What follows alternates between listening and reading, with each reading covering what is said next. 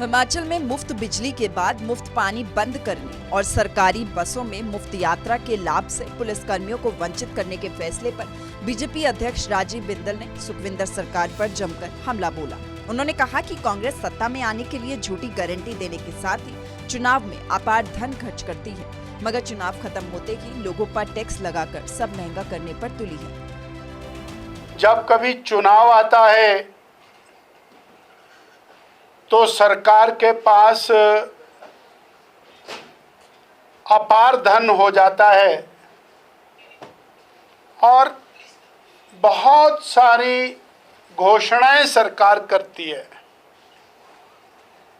और ऐसा प्रतीत होता है जैसे सरकार खैरात बांटने के लिए पूरी तरह से चौकस हो गई है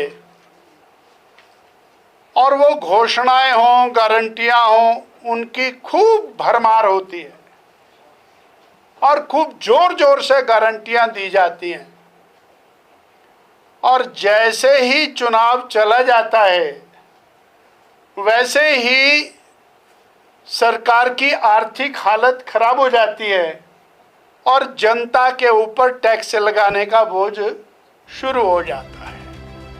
बता दें कि सुखविंदर सरकार ने कल ही मुफ्त पानी और सरकारी बसों में पुलिसकर्मियों को बस सफर सुविधा को बंद करने का फैसला लिया, जिसको लेकर बीजेपी मुखर होकर विरोध करने में जुटी है। इस फैसले के बाद शिमला में बीजेपी प्रदेश अध्यक्ष ने प्रेस कॉन्फ्रेंस करके सरकार के फैसले को जन विरोधी बताया।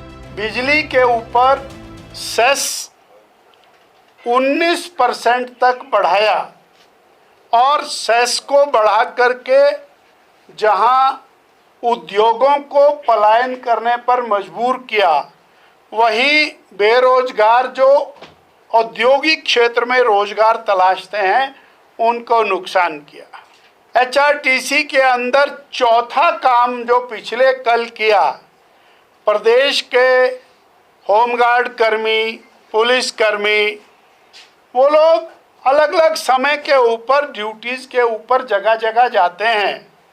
अब उनसे पैसा वसूला जाएगा और वो कब वो उसका डिपार्टमेंट उसको देगा, कब नहीं देगा।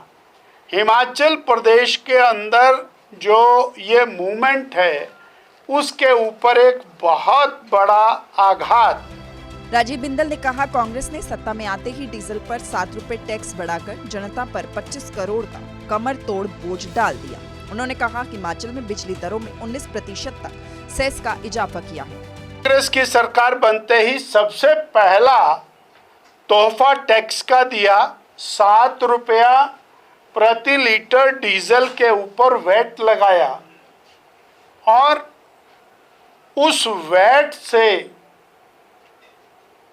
आम आदमी की जेब से 2,500 करोड़ रुपया 1.5 साल में यह सरकार निकाल चुकी है, क्योंकि डीजल का सीधा प्रभाव हर व्यक्ति पर पड़ता है।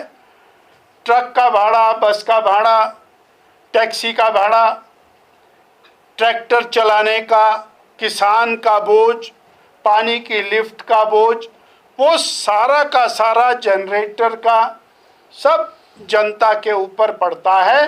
सो ये डीजल के ऊपर वैट लगाकर 2,500 करोड़ रुपया सरकार ने इकट्ठा किया। साथ ही उन्होंने ये भी अंदेशा जताया, आने वाले समय में बस किराया और भी बढ़ सकता है। उन्होंने कहा कि जब भी चुनाव आते हैं तो सरकार के खजाने भर जाते हैं, जैसे ही चुनाव खत्म हो जाते हैं वैसे ही आत्मनिर्भर की गाथा शुरू हो जाती है। सूर्य समाचार के लिए शिमला से ब्यूरो चीफ अरुण उनियाल की रिपोर्ट।